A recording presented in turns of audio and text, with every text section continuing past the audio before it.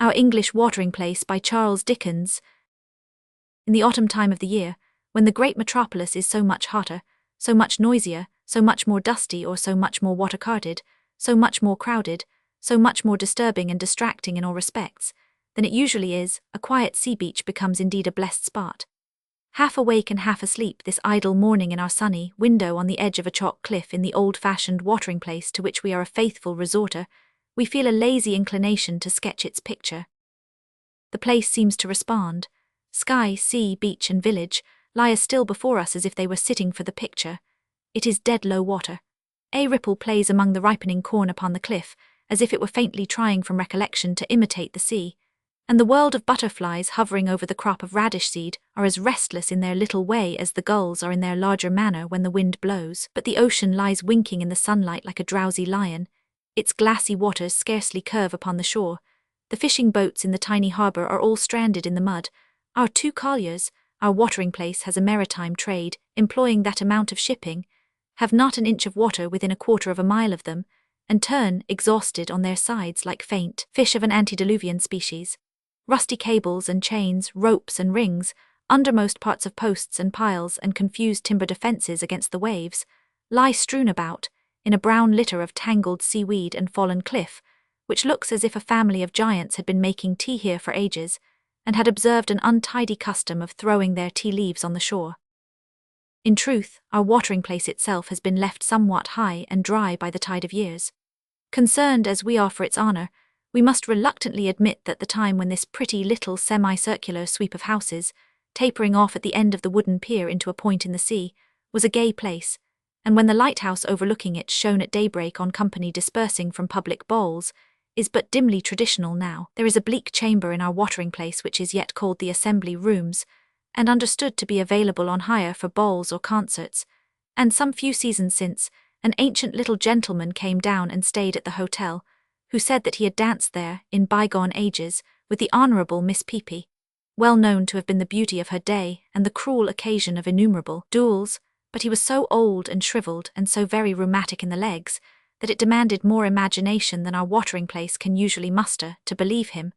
Therefore, except the master of the rooms, who to this hour wears knee-breeches, and who confirmed the statement with tears in his eyes, nobody did believe in the little lame old gentleman, or even in the Honourable Miss Peepy long deceased. As to subscription balls in the assembly rooms of our watering place now, red-hot cannon balls are less improbable. Sometimes, a misguided wanderer of a ventriloquist, or an infant phenomenon, or a juggler, or somebody with an orrery that is several stars behind the time, takes the place for a night, and issues bills with the name of his last town lined out, and the name of ours ignominiously written in.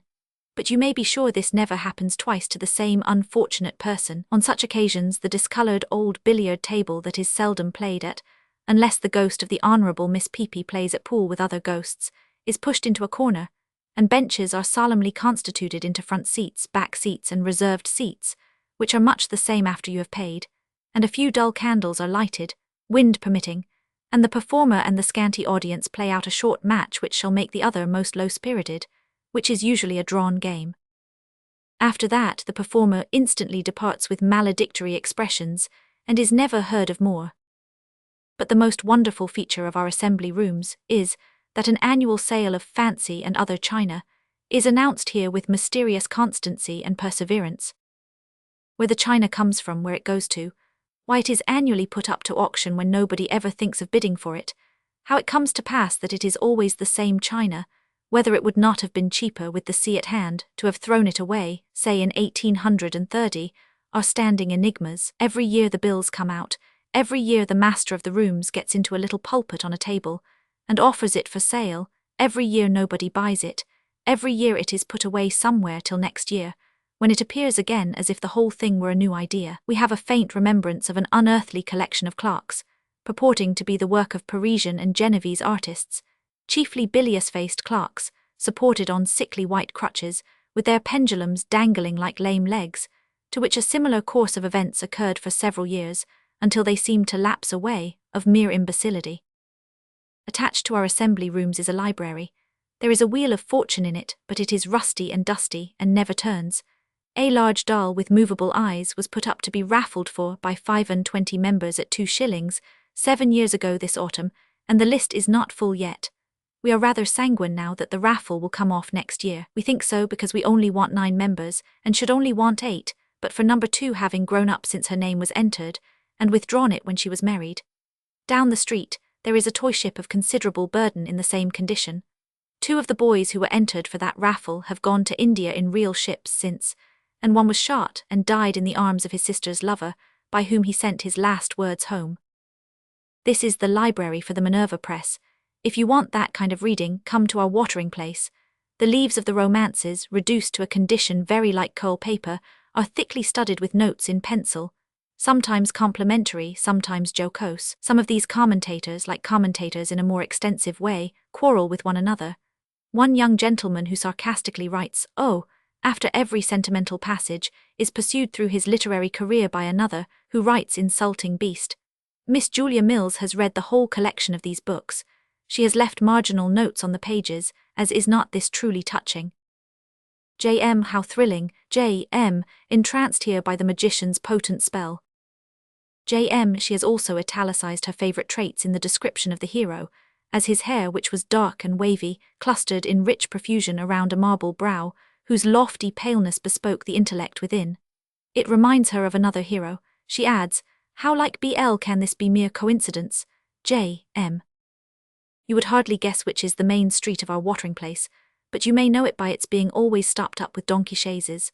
Whenever you come here and see harnessed donkeys eating clover out of barrows drawn completely across a narrow thoroughfare, you may be quite sure you are in our high street.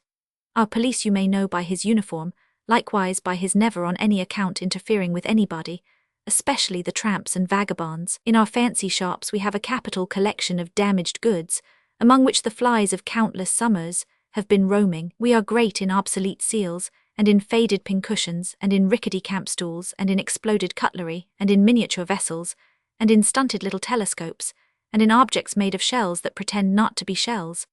Diminutive spades, barrows, and baskets are our principal articles of commerce, but even they don't look quite new somehow. They always seem to have been offered and refused somewhere else before they came down to our watering place. Yet it must not be supposed that our watering place is an empty place, deserted by all visitors except a few staunch persons of approved fidelity. On the contrary, the chances are that if you came down here in August or September, you wouldn't find a house to lay your head in. As to finding either house or lodging of which you could reduce the terms, you could scarcely engage in a more hopeless pursuit. For all this, you are to observe that every season is the worst season ever known, and that the householding population of our watering place are ruined regularly every autumn. They are like the farmers, in regard that it is surprising how much ruin they will bear. We have an excellent hotel, capital baths, warm, cold, and shower, first-rate bathing machines, and as good butchers, bakers, and grocers as heart could desire. They all do business, it is to be presumed, from motives of philanthropy, but it is quite certain that they are all being ruined. Their interest in strangers and their politeness under ruin bespeak their amiable nature. You would say so if you only saw the baker helping a newcomer to find suitable apartments. So far from being at a discount as to company, we are in fact what would be popularly called rather a nobby place. Some tip-top nobs come down occasionally, even dukes and duchesses.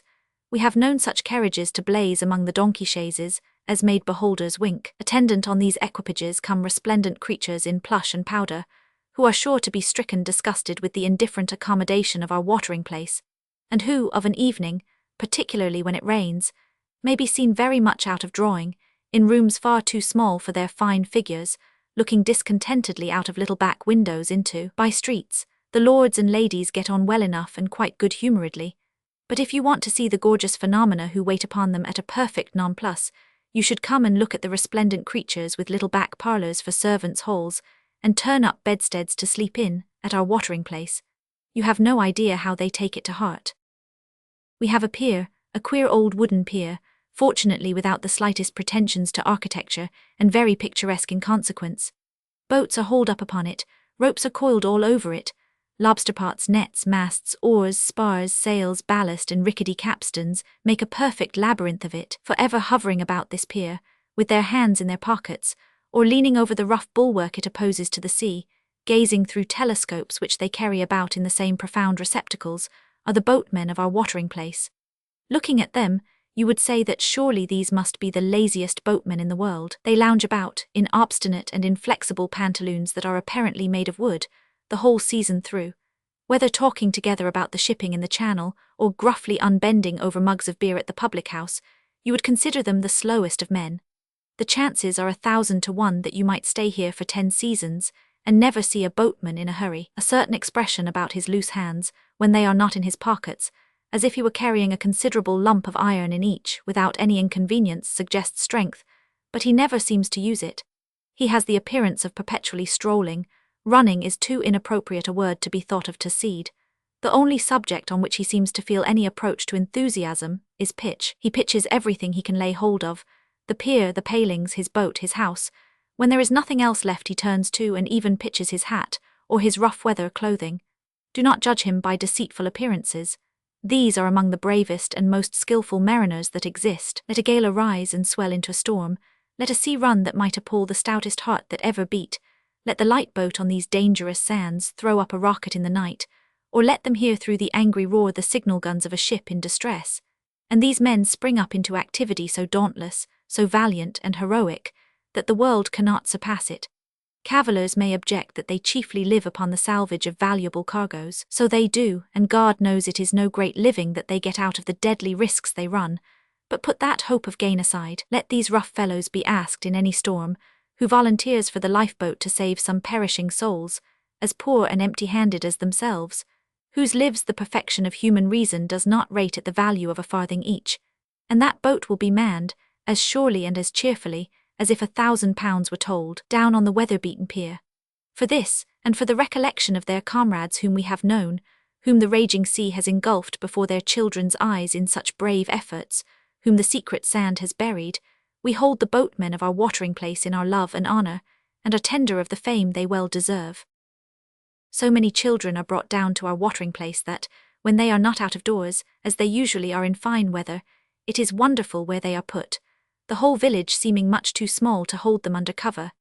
In the afternoons, you see no end of salt and sandy little boots drying on upper window-sills. At bathing time in the morning, the little bay re-echoes with every shrill variety of shriek and splash, after which, if the weather be at all fresh, the sands teem with small blue-mottled legs. The sands are the children's great resort.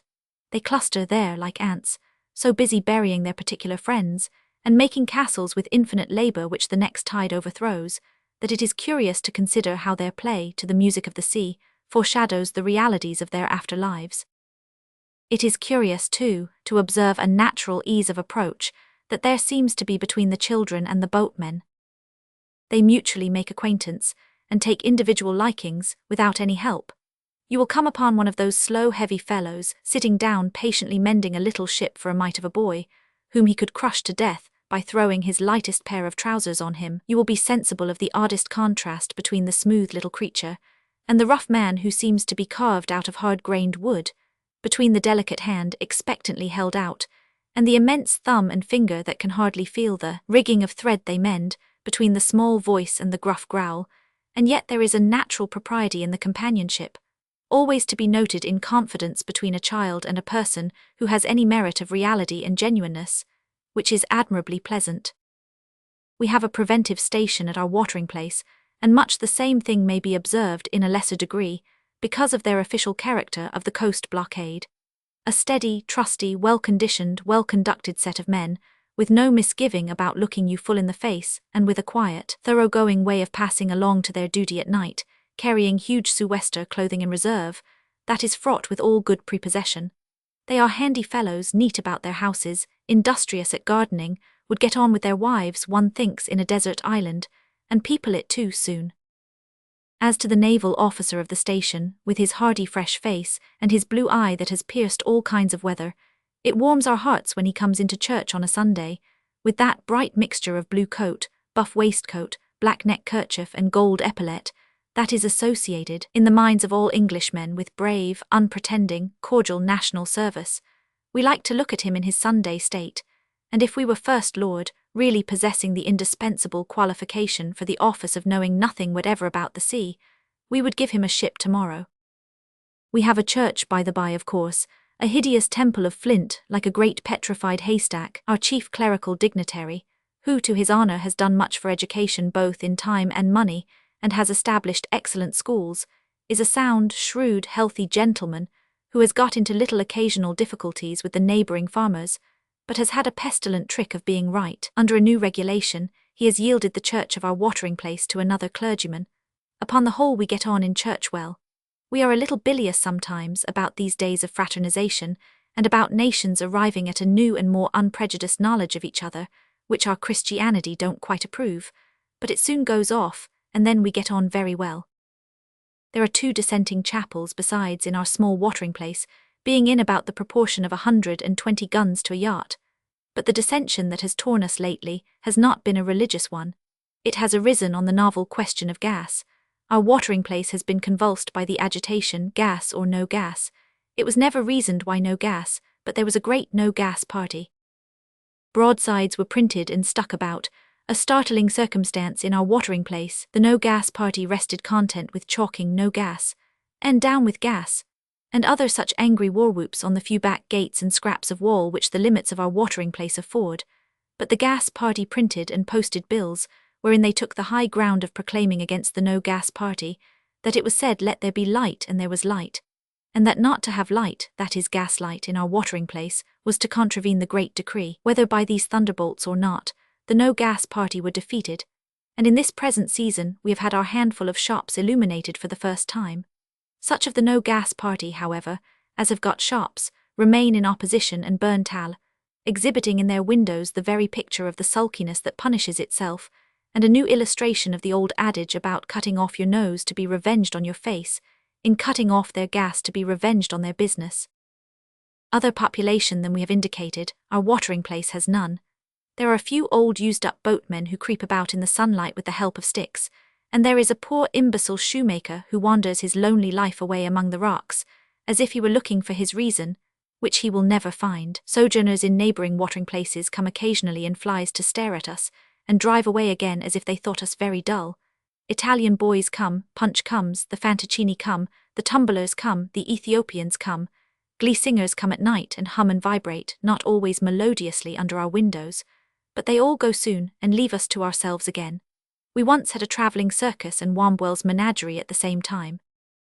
They both know better than ever to try it again, and the menagerie had nearly raised us from the face of the earth in getting the elephant away. His caravan was so large and the watering place so small. We have a fine sea, wholesome for all people, profitable for the body, profitable for the mind. The poet's words are sometimes on its awful lips. And the stately ships go on to their haven under the hill, but oh for the touch of a vanished hand, and the sound of a voice that is still. Break, break, break at the foot of thy crags, O sea, but the tender grace of a day that is dead will never come back to me.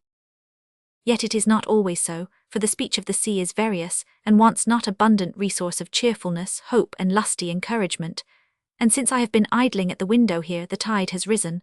The boats are dancing on the bubbling water, the colliers are afloat again, the white-bordered waves rush in the children.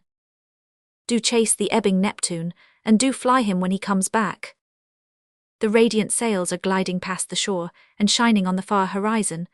All the sea is sparkling, heaving, swelling up with life and beauty this bright morning.